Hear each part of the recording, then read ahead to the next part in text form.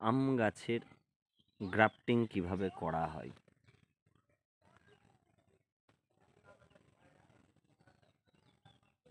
এটা আমি একটা ভালো জাতের সায়ন নিয়েছি, সায়নের পাতাগুলো কেটে নিয়েছি, আর এই গাছটার সঙ্গে জুড়ব। এই গাছটাকে এখান থেকে কেটে দিলাম। এবার একটু এখান থেকে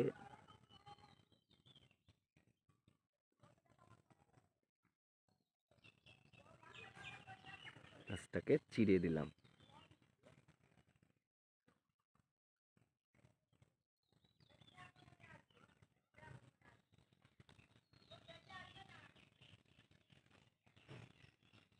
এবার সেই ভালো জাতের সায়নটাকে কেটে নেব।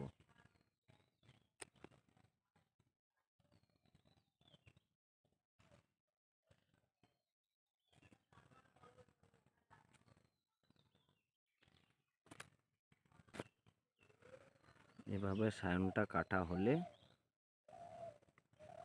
এখানে জুড়তে হবে।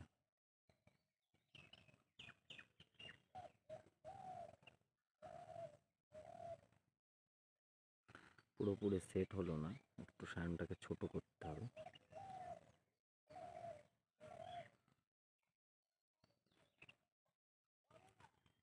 ছোট করে দিলাম।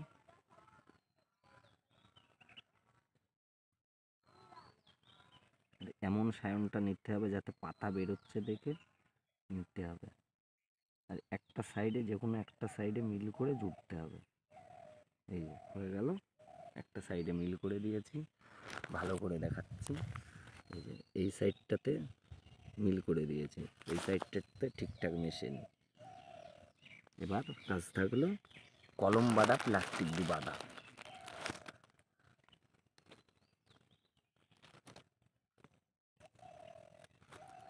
এটা হলো কলম বাঁধা প্লাস্টিক।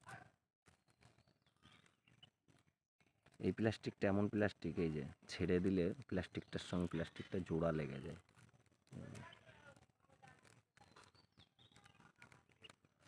জোড়া লেগে গেলে খুলতে একটু সমস্যা হয় অবশ্য।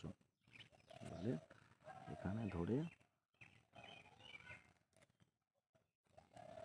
এটাকে এরকমভাবে পেঁচিয়ে দিতে হবে। এটাকে এটা দিয়ে এভাবে টেনে বেঁধে দিতে হবে।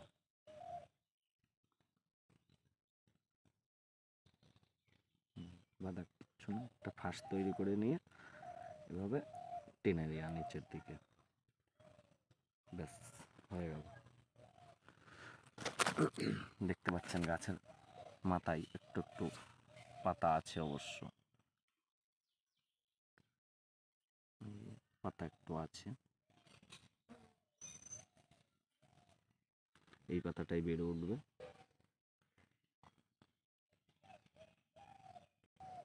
এই গাছটা কিছুদিন আগে জোড়া, এই যে পাতা বেরিয়ে গিয়েছে।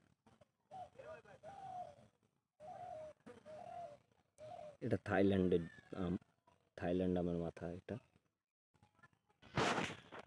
এই যে থাইল্যান্ড গাছ, চারা গাছ।